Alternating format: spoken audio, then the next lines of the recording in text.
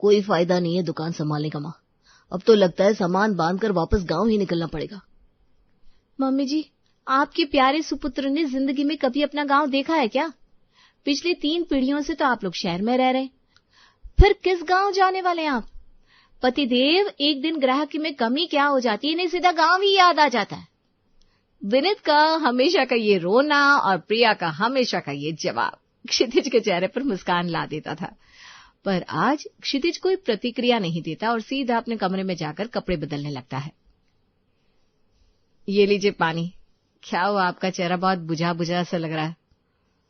समय है और समय से कौन जीत सकता है। वैसे तुम बड़ा खिल रही हो, क्या बात है? वो नई हॉरर मूवी आने वाली है ना अगले हफ्ते, तो मैं और प्रीति सोच रहे थे कि क्यों ना देखने जाए हम सभी। कितना मजा आएगा। कितने दिनों से पूरा परिवार एक साथ बाहर कहीं गया नहीं। क्षितिज फिर कुछ जवाब नहीं देता और टॉवेल लेकर बाथरूम में नहाने चला जाता है। ये तो कभी ऐसा नहीं करते, क्या बात हो गई ऐसी? प्रीति किचन में प्रिया के पास जाती है और उससे इस बारे में पूछती है। वही तो भाभी, मेरे साथ मिलकर हमेशा अपने छोटे भाई की खिंचाई करने वाले भैया आज एक शब्द नहीं बोले। विनीत तो हमेशा ही टेंशन में रहते हैं। एक क्षितिज भैया आई है जो उसे शांत करते हैं, वरना जैसा उसका दिमाग है ना, उसे तो 2 दिन भी अकेले बिजनेस ना संभले। अब सबको काम करने वाले भैया भी टेंशन में रहेंगे तब तो दिक्कत ही आ जाएगी। अभी ज्यादा पूछने से फायदा नहीं है प्रिया। पता चला नाराज हो गए दोनों और खाना ही नहीं खाया। मैं ना पहले सभी का खाना पीना करवा देती हूँ, उसके बाद कमरे में मैटर पूछा जाएगा। दोनों देवरानी जिठानी खाना टेबल पर परोसती है। सबसे पहले पराठा इस घर की सबसे बड़ी और सबसे समझदार लेडी के लिए, यानी मेरी सासू माँ के लिए। देखिए मम्मी जी, माँ की गर्मी के बाद आज अचानक बारिश हो गई। इसी खुशी में आज मैंने ठेचा का पराठा बनाया है। क्या मिर्ची, क्या लहसुन, क्या स्वाद, आप तो खाती रह जाएंगी। अरे कहीं मुझे बवासीर करवाकर रास्ते से हटाने का इरादा तो नहीं है ना बहू? ऐसे कैसे मम्मी जी, हटा भी दिया तो फायदा नहीं है ना। मेरे ऊपर मेरी जिठानी जी तो रहेगी। 2 लोगों का पत्ता साफ करने का इतना बड़ा रिस्क तो मैं नहीं ले सकती। अरे पागली। सच में प्रिया, कुछ भी बोलने के पहले सोचती नहीं तू। तीनों सास बहुएं आपस में जोर जोर से हंस रही थी, पर दोनों बेटों का मुंह ऐसे सूखा हुआ था जैसे पता नहीं क्या हो गया हो। पता नहीं क्या हो गया है मेरे दोनों लाल को। सब ठीक रखना भगवान। क्या बात है, तुम दोनों का ध्यान कहाँ है? चलो खाना शुरू करो। परिवार के साथ खाना नसीब वालों को मिलता है। सही बात है मम्मी, परिवार के साथ आज खा रहे हैं, कल का पता नहीं। कितनी बार कहा है तुझे मजाक में भी गलत बातें नहीं बोलनी चाहिए। यही बातें ब्रह्मांड में घूमती है बेटा। B positive. विनीत गलत नहीं कह रहा है मम्मी, मार्केट में बहुत ज्यादा कंपटीशन है।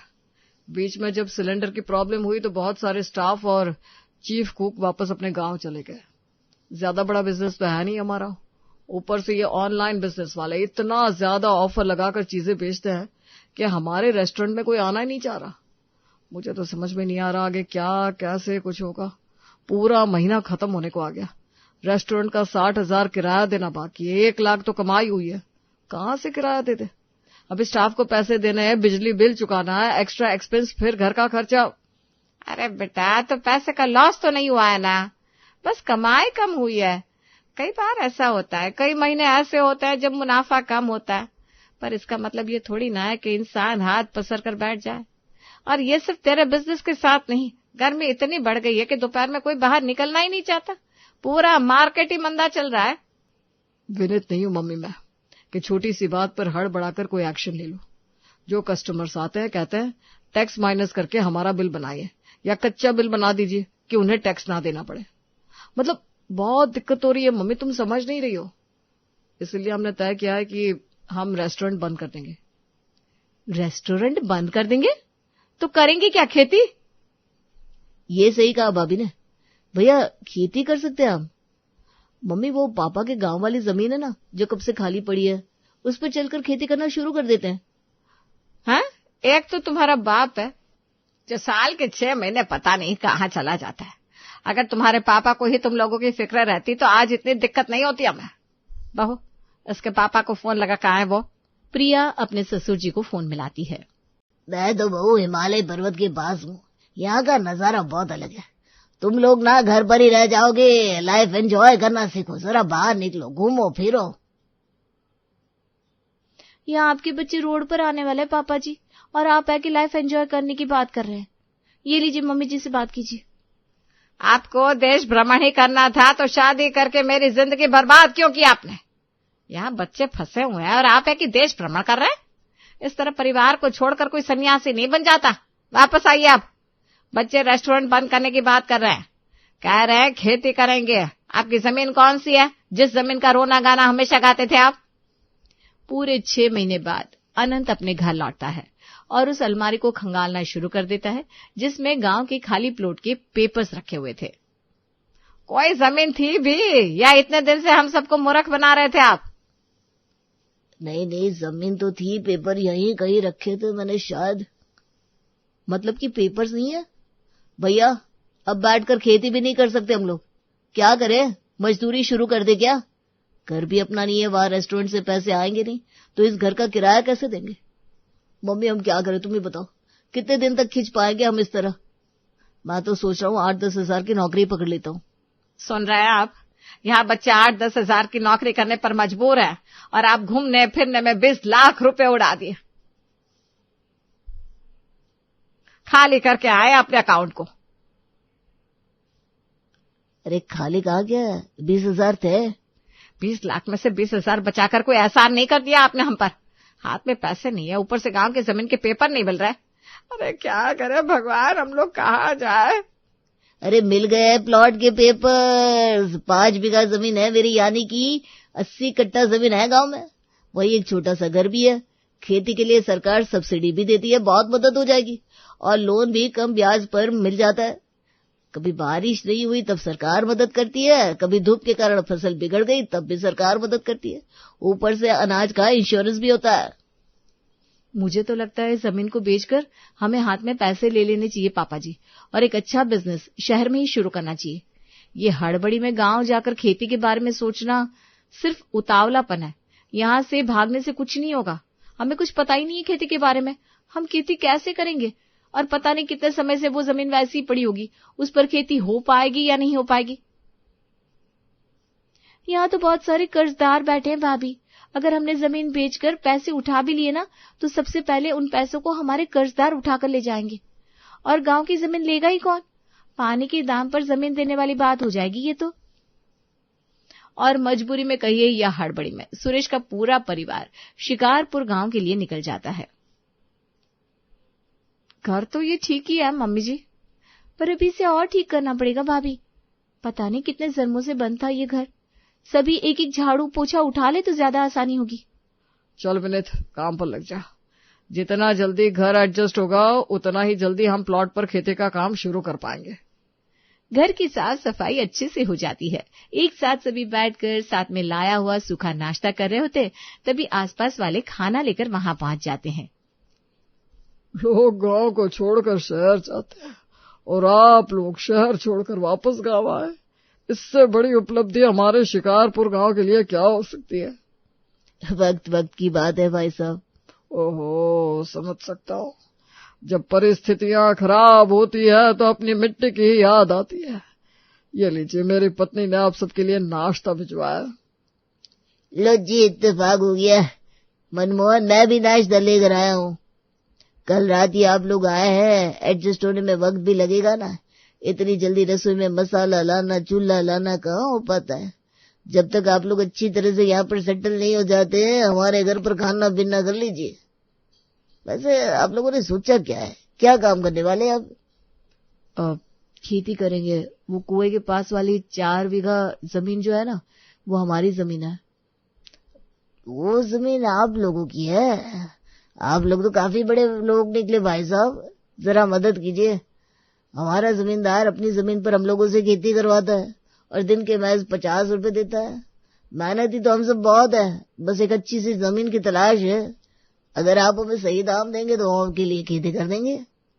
ऐसा आप लोगों की मदद भी हो जाएगी। शहरी आप लोगों को वैसे भी खेती करना कहाँ ही आता होगा। आपको क्या लगता है अंकल जी, हम बिना कुछ सोचे समझे उठकर यहाँ आ गए हैं? मेरे पति एग्रीकल्चर एक्सपर्ट है, उन्हें सब कुछ आता है। और रही बात आस पड़ोस वालों की मदद करने की, तो जैसे आप लोगों ने हमारी मदद करने की सोची, हम भी जरूर सोचेंगे इस बारे में। आस पड़ोस वालों के जाने के बाद विनीत कहता है, कितना अच्छा मौका मिल रहा था, वो लोग हमारी मदद करना चाह रहे थे भाभी। आराम से खेती होती, क्या दिक्कत है? मैं तो सोच रहा हूँ पापा की आधी जमीन पर खेती कर लेते हैं, आधी पर खुदाई शुरू कर सकते हैं। हो सकता है अंदर से सोने की कलश भी निकल आए। आप लोगों की इसी हड़बड़ी और इसी मजाक मस्ती के कारण भाभी ने ऐसी बात कही, क्योंकि अगर यहाँ सभी को पता चल गया कि हम किसी मजबूरी में या बिना सोचे समझे यहाँ खेती का काम करने आए हैं, तो ये सभी लोग हमारे अगेंस्ट खड़े हो जाएंगे और हमारी खेती में मुश्किल लगाने लगेंगे। हमारे कम नॉलेज का फायदा उठाकर हमसे डबल पैसे मांगे जाएंगे। ऊपर से जमींदार यहाँ बैठा ही हुआ है, कुछ दिन बाद वो भी हमें सताने आ जाएगा, तो थोड़ी स्मार्टनेस दिखानी पड़ेगी। प्रिया बिल्कुल सही समझी। हो सकता है इन दोनों को उस जमींदार ने ही यहाँ भेजा हो, ये पता लगाने के लिए कि हमारा प्लान क्या है। मेरा सिंपल कहना है, अगर हम अपना घर छोड़कर यहाँ रहने आ गए हैं और अब खेती करनी है तो सीरियसनेस के साथ करते हैं। प्रीति और क्षितिज मार्केट को समझने के लिए बाहर निकलते हैं। सुरेश और ममता आसपास के लोगों का व्यवहार समझने के लिए बाहर निकलते हैं और प्रिया विनीत के साथ घर को संभालने के लिए रुक जाती है। प्रिया तुम घर का ख्याल रखो, मैं राशन लेकर आता हूँ। विनीत अपने घर से राशन लाने दुकान तक पहुंचता है कि वहां मनमोहन और गोविंद को आपस में बात करता सुन लेता है। कुछ ज्यादा ही तेज है ये लोग, खास करके वो औरत कुछ बताने को तैयार ही नहीं थी। अगर हमें पता नहीं चलेगा ये लोग किस चीज की खेती करने वाले हैं तो हम जमींदार साहब को बताएंगे क्या? अरे क्यों टेंशन ले रहा है, दोपहर को फिर से खाना लेकर पहुंच जाऊंगा और अंदर की सारी बात पता कर लूंगा। ये लोग जिस चीज की भी खेती करने वाले होंगे, जमींदार साहब भी उसी चीज की खेती करेंगे और फिर इन लोगों से कम रेट में हम अपनी उगाई सब्जियों को मार्केट में बेचेंगे। इनकी उगाई सब्जियों को कोई लेगा नहीं और उनकी सब्जी हो जाएगी बर्बाद। इतना ज्यादा नुकसान ये नए लोग झेल नहीं पाएंगे और वापस से गांव छोड़कर भाग जाएंगे। और मालिक इतनी बड़ी मदद करने के लिए इनाम में हमें प्रमोशन भी तो दे ही देंगे ना। ये सारी बातें सुनकर विनीत अपने घर जाकर फूट फूट कर रोने लगता है। कुछ देर बाद बाकी सभी भी लौटते हैं। क्या हुआ विनीत, कब से हम पूछ रहे हैं और तुम होके रोए जा रहे हो? अब तुम ही अपने देवर से पूछो प्रीति, क्या बात है? यहाँ हम खुशखबरी लेकर आए और तू रो रहा है। पता है, मशरूम की खेती बहुत कारगर साबित हो सकती है। 8 दिन में सिल करके पैसे भी आ जाएंगे। उसके अलावा ड्रैगन फ्रूट, हल्दी, अदरक, मखाने, इन सब की खेती में बहुत ज्यादा फायदा होगा हमें। अंदाजा सही था भाभी। वो लोग जो हमारी मदद करने आए थे वो जमींदार के आदमी थे। हमने अगर खेती के लिए बीज बो भी दिए तो वो लोग उन्हीं चीजों की खेती अपनी जमीन पर करेंगे और हमसे भी किफायती दामों पर मार्केट में बेचेंगे। सभी को हमारे रेट हाई लगेंगे और कोई हमारी सब्जियां नहीं खरीदेगा। हम खेती नहीं कर पाएंगे भाभी, हम खेती नहीं कर पाएंगे। सभी खेती के काम पर लग जाओ, पर हम किस चीज की खेती कर रहे हैं ये किसी को कोई नहीं बताएगा और आगे किसी को पता ना चले उसके लिए मुझे पता है कि मुझे क्या करना है। सुरेश और ममता ने आसपास के कुछ जरूरतमंद किसानों से संपर्क कर लिया था और सभी के साथ मिलकर शुरू हो जाती है जमीन पर खेती। 3 चीजों की खेती होने वाली है तो पूरी जमीन को 3 हिस्सों में बांट देते हैं। मैं और ममता अदरक और हल्दी की खेती कर लेंगे, प्रीति और क्षितिज मशरूम की कर रहे हैं, फिर मैं और प्रिया ड्रैगन फ्रूट की कर लेते हैं। भगवान ने चाहो तो सब कुछ अच्छा होगा पापा, मुझे पूरा भरोसा है हम कर लेंगे। बस इस बात की भनक जमींदारों को ना लग जाए। सभी अपने हिस्से में एक एक किसान के साथ काम पर लग जाते हैं। कोई कहीं से पानी जमा कर रहा था, कोई जमीन पर ट्रैक्टर चला रहा था। इसी तरह 4 दिन निकल जाते हैं। रात को सभी वापस थके हारे ढाबे पर खाने के लिए पहुंच जाते हैं। अरे आप लोग यहाँ, मैं आपके घर आप लोगों को ढूंढने गया था पर आप लोग वहां मिले ही नहीं। मानना पड़ेगा काफी मेहनती है आप सब, सुबह से शाम तक काम कर रहे हैं। इतना तो यहाँ के किसान भी नहीं करते। घर का बेटा हो या बहू, सास हो या ससुर, सभी खेत पर लगे हुए हैं। लगता है कुछ नई चीज की खेती करने वाले हैं आप लोग। नहीं भैया, हमने तो शायद खेती का काम गलत ही चुन लिया। जेठ जी कह रहे हैं कि जमीन ज्यादा उपजाऊ नहीं है तो शुरू में हमें अनार और नींबू उगाने होंगे। उससे क्या होगा ना, जमीन जरा अच्छी हो जाएगी। पहली बार ऐसे पागल लोग देखे, नींबू और अनार की खेती करनी है। वो भी शुरू शुरू में। चलो अच्छा है, जाकर जमींदार साहब को बता देता हूँ। गोविंद को अपना जवाब मिल चुका था, वो वहां से चला जाता है। क्या लगता है प्रिया, इसने हमारी बात पर यकीन कर लिया होगा? अरे तुम टेंशन मत लो विनीत, हमें अपना काम करना है बस। भैया जल्दी से खाना लाइए, बड़ी जोरों की भूख लग रही है। खाना पीना करने के बाद सभी घर जाकर फट से सो जाते हैं। अगली सुबह टेंशन के मारे विनीत 4 बजे ही उठ जाता है और सभी लोगों को जगा लेता है। कल तो जमीन पर ट्रैक्टर चल गया, आज बीज रोपने हैं भाभी। प्रीति और प्रिया कमरे में जाती हैं और बड़े बड़े कार्डबोर्ड लेकर आती हैं। कार्डबोर्ड पर हमें एक चित्र बनाना है। जहां मशरूम की खेती हो रही होगी वहां पर हम नींबू का बोर्ड लगा देंगे। जहां ड्रैगन फ्रूट की खेती हो रही होगी वहां हम अनार का बोर्ड लगा देंगे।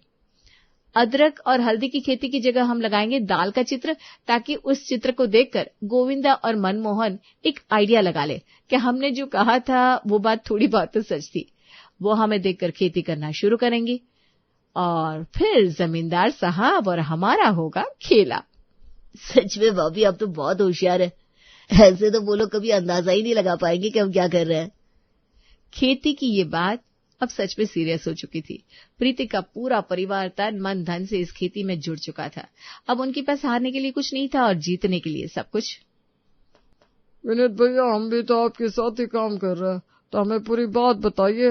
ये बीज किस चीज का है? ये देखकर तो नींबू नहीं लग रहा। हे भगवान, इस किसान को अगर भनक लग गई और इसने हमें धोखा दे दिया तो। अब वो क्या है ना, ये विदेशी नींबू है। इस नींबू के बीज को हम मुंबई से लेकर आए हैं, बड़ी महंगी मिलती है। ओह, तब तो बड़ा अच्छा। विनीत की जमीन के आसपास ही मनमोहन कान लगाए खड़ा था और ये बात सुनकर सीधा जमींदार साहब को लेकर मुंबई विदेशी बीज लेने निकल पड़ता है और यहाँ जमींदार से बिल्कुल आजाद होकर पूरा परिवार काम पर लग जाता है। 3 महीने बाद रेस्टोरेंट के काम में 6 महीने में मुझे जो फायदा नहीं होता था, उतना इस मशरूम की खेती में हो गया पापा। और विनीत के उगाए ड्रैगन फ्रूट तो एक्सपोर्ट क्वालिटी का है। हॉर्टिकल्चर डिपार्टमेंट से बहुत मदद मिल रही है हमें। और आपके अदरक और नींबू तो इतने ड्यूरेबल है कि इसे कभी भी स्टोर करके हम ऑफ सीजन में आराम से बेच सकते हैं। मजा आ गया। मुझे पहले पता होता कि हम मजाक मजाक में खेती कर लेंगे तो हमने तो कब का ये बिजनेस शुरू कर दिया होता।